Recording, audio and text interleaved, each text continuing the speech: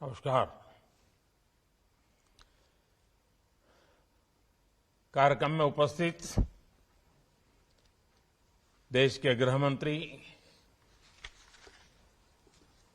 श्री अमित भाई शाह, अंडमान निकोबार के उपराज्यपाल, चीफ ऑफ डिफेंस स्टाफ, हमारी तीनों सेनाओं के अध्यक्ष, महानिदेशक भारतीय तटरक्षक, कमांडर इन चीफ अंडमान एवं निकोबार कमान, समस्त अधिकारीगण, परमवीर चक्र विजेता वीर जवानों के परिवारों के सदस्यगण, अन्य महानुभाव, देवी और सज्जनों, आज नेताजी सुभाष की जन्म जयंती है। देश पराक्रम दिवस के रूप में इस प्रेरणा दिवस को मनाता है। सभी देशवासियों को पराक्रम दिवस की अनेक अनेक शुभकामनाएं। आज पराक्रम दिवस पर अंडमान निकोबार द्वीप समूह में नई सुबह की रश्मियां एक नया इतिहास लिख रही है। और जब इतिहास बनता है तो आने वाली सदियां उसका स्मरण भी करती हैं, आकलन भी करती हैं, मूल्यांकन भी करती हैं और अविरत प्रेरणा पाती रहती हैं। आज अंडमान निकोबार के 21 द्वीपों का नामकरण हुआ है। इन 21 द्वीपों को अब परमवीर चक्र विजेताओं के नाम से जाना जाएगा। जिस द्वीप पर नेताजी सुभाष चंद्र बोस रहे थे, वहां उनके जीवन और योगदानों को समर्पित एक प्रेरणा स्थली, एक स्मारक का भी आज शिलान्यास हुआ है। आज के इस दिन को आजादी के अमृत काल के एक महत्वपूर्ण अध्याय के रूप में आने वाली पीढ़ियां याद करेगी। नेताजी का ये स्मारक शहीदों और वीर जवानों के नाम पर ये द्वीप हमारे युवाओं के लिए, आने वाली पीढ़ियों के लिए एक चिरंतर प्रेरणा का स्थल बनेंगे। मैं अंडमान निकोबार द्वीप समूह के लोगों को और सभी देशवासियों को इसके लिए बहुत बहुत बधाई देता हूं। मैं नेताजी सुभाष और परमवीर चक्र विजेता योद्धाओं को श्रद्धापूर्वक नमन करता हूं। भाई और बहनों, अंडमान की ये धरती वो भूमि है जिसके आसमान में पहली बार मुक्त तिरंगा फहरा था। इस धरती पर पहली आजाद भारतीय सरकार का गठन हुआ था। इस सब के साथ अंडमान की इसी धरती पर वीर सावरकर और उनके जैसे अनगिनत वीरों ने देश के लिए तप, तितिक्षा और बलिदानों की पराकाष्ठा को छुआ था। सेल्युलर जेल की कोठरियां उस दीवार पे जड़ी हुई हर चीज आज भी अप्रतिम पीड़ा के साथ साथ उस अभूतपूर्व जज्बे के स्वर वहां पहुंचने वाले हर किसी के कान में पड़ते हैं, सुनाई पड़ते हैं।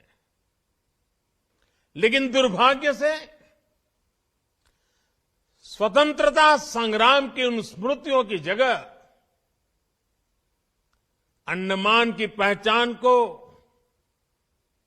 गुलामी की निशानियों से जोड़कर रखा गया था।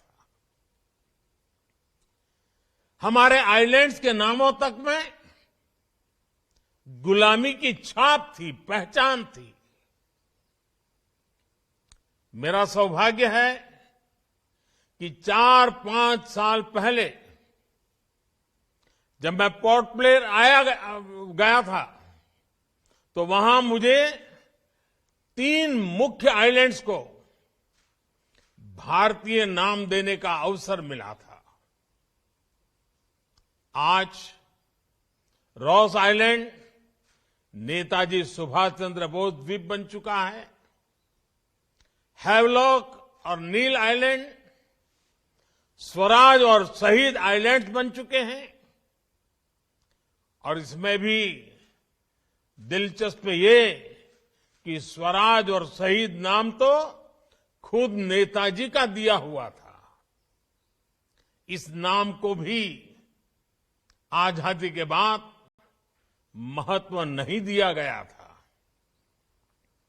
जब आजाद हिंद फौज की सरकार के 75 वर्ष पूरे हुए तो हमारी सरकार ने इन नामों को फिर से स्थापित किया था। साथियों, आज 21वीं सदी का ये समय देख रहा है कि कैसे जिन नेताजी सुभाष को आजादी के बाद भुला देने का प्रयास हुआ, आज देश उन्हीं नेताजी को पल पल याद कर रहा है। अंडमान में जिस जगह नेताजी ने सबसे पहले तिरंगा फहराया था, वहां आज गगनचुंबी तिरंगा आजाद हिंद फौज के पराक्रम का गुणगान कर रहा है। पूरे देश में और देश के कोने कोने से जब लोग यहां आते हैं तो समंदर किनारे लहराते तिरंगों को देखकर उनके दिलों में देशभक्ति का रोमांच भर जाता है। अब अंडमान में उनकी याद में जो म्यूजियम और स्मारक बनने जा रहा है, वो अंडमान की यात्रा को और भी स्मरणीय बनाएगा।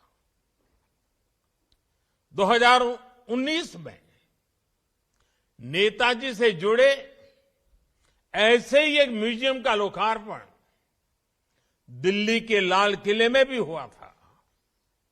आज लाल किला जाने वाले लोगों के लिए वो म्यूजियम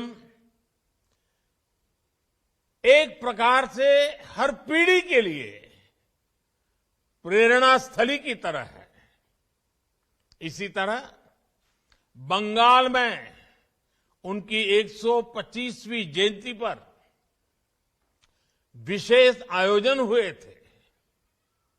देश ने इस दिन को पूरे धूमधाम से सेलिब्रेट किया था।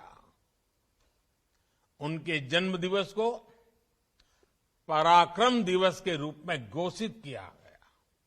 यानी बंगाल से लेकर दिल्ली और अंडमान तक देश का ऐसा कोई हिस्सा नहीं है जो नेताजी को नमन न कर रहा हो, उनकी विरासत को संजो न रहा हो। साथियों, बीते 8-9 वर्षों में नेताजी सुभाष चंद्र बोस के जुड़े ऐसे कितने ही काम देश में हुए हैं जिन्हें आजादी के तुरंत बाद से हो जाना चाहिए था, लेकिन उस समय नहीं हुआ। देश के एक हिस्से पर आजाद भारत की पहली सरकार 1943 में बनी थी। इस समय को अब देश ज्यादा गौरव के साथ स्वीकार कर रहा है। जब आजाद हिंद सरकार के गठन के 75 वर्ष पूरे हुए, तब लाल किले पर देश ने झंडा फहराकर नेताजी को नमन किया था। दशकों से नेताजी के जीवन से जुड़ी फाइलों को सार्वजनिक करने की मांग हो रही थी। ये काम भी देश ने पूरी श्रद्धा के साथ आगे बढ़ाया। आज हमारी लोकतांत्रिक संस्थाओं के सामने कर्तव्य पथ पर भी नेताजी बोस की भव्य प्रतिमा हमें हमारे कर्तव्यों की याद दिला रही है। मैं समझता हूं ये काम देश हित में बहुत पहले हो जाने चाहिए थे, क्योंकि जिन देशों ने अपने नायक नायिकाओं को समय रहते जनमानस से जोड़ा, साझे और समर्थ आदर्श गढ़े, वो विकास और राष्ट्र निर्माण की दौर में बहुत आगे गए। इसलिए यही काम आजादी के अमृत काल में भारत कर रहा है, जी जान से कर रहा है। साथियों, जिन 21 द्वीपों को आज नया नाम मिला है, उनके इस नामकरण में भी गंभीर संदेश छिपे हैं। ये संदेश है एक भारत श्रेष्ठ भारत की भावना। ये संदेश है देश के लिए दिए गए बलिदान की अमरता का संदेश। वयम अमृतस्य पुत्राः। और ये संदेश है भारतीय सेना के अद्वितीय शौर्य और पराक्रम का संदेश। जिन 21 परमवीर चक्र विजेताओं के नाम पर इन द्वीपों को जब जाना जाएगा, उन्होंने मातृभूमि के कण कण को अपना सब कुछ माना था। उन्होंने भारत मां की रक्षा के लिए अपना सर्वस्व न्योछावर कर दिया था। वे भारतीय सेना के हैं, वे वीर सिपाही देश के अलग अलग राज्यों से थे, अलग अलग भाषा, बोली और जीवन शैली के थे, लेकिन मां भारती की सेवा और मातृभूमि के लिए अटूट भक्ति उन्हें एक करती थी, जोड़ती थी, एक बनाती थी। एक लक्ष्य, एक राह, एक ही मकसद और पूर्ण समर्पण। साथियों, जैसे समंदर अलग अलग द्वीपों को जोड़ता है, वैसे ही एक भारत श्रेष्ठ भारत का भाव भारत मां की हर संतान को एक कर देती है।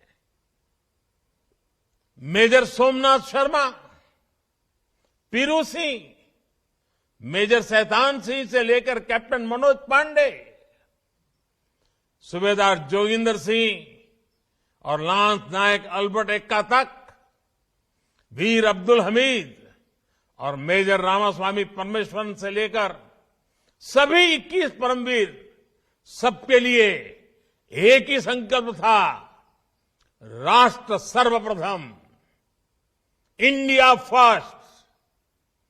उनका ये संकल्प जब इन द्वीपों के नाम से हमेशा के लिए अमर हो गया है। करगिल युद्ध में ये दिल मांगे मोर का विजय घोष करने वाले कैप्टन विक्रम, इनके नाम पर अंडमान में एक पहाड़ी भी समर्पित की जा रही है। भाई और बहनों, अंडमान निकोबार के द्वीपों का ये नामकरण उन परमवीर चक्र विजेताओं का सम्मान तो है ही, साथ ही भारतीय सेनाओं का भी सम्मान है। पूरब से पश्चिम, उत्तर से दक्षिण, दूर सुदूर, समंदर हो या पहाड़, इलाका निर्जन हो या दुर्गम, देश की सेनाएं देश के कण कण की रक्षा में तैनात रहती है।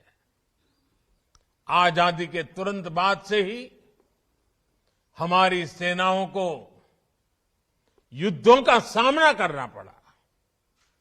हर मौके पर, हर मोर्चे पर हमारी सेनाओं ने अपने शौर्य को सिद्ध किया है। ये देश का कर्तव्य था कि राष्ट्र रक्षा इन अभियानों में स्वयं को समर्पित करने वाले जवानों को, सेना के योगदानों को व्यापक स्तर पर पहचान दी जाए।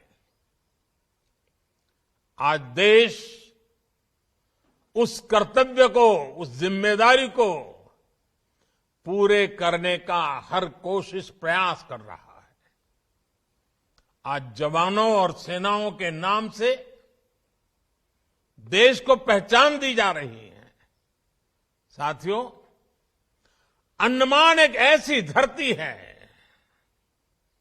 जहां पानी, प्रकृति, पर्यावरण, पुरुषार्थ, पराक्रम, परंपरा, पर्यटन, प्रबोधन और प्रेरणा सब कुछ है। देश में ऐसा कौन होगा जिसका मन अंडमान आने का नहीं करता है। अंडमान का सामर्थ्य बहुत बड़ा है। यहां पर अथाह अवसर है। हमें इन अवसरों को पहचानना है। हमें इस सामर्थ्य को जानना है। बीते 8 वर्षों में देश ने इस दिशा में लगातार प्रयास किए हैं। कोरोना के झटकों के बाद भी पर्यटन क्षेत्र में अब इन प्रयासों के परिणाम दिखाई देने लगे हैं। 2014 में देश भर से जितने पर्यटक अंडमान आते थे, 2022 में उससे करीब करीब 2 गुने लोग यहां आए हैं। यानी पर्यटकों की संख्या 2 गुनी हुई है, तो पर्यटन से जुड़े रोजगार और आय भी बढ़े हैं। इसके साथ ही एक और बड़ा बदलाव बीते वर्षों में हुआ है।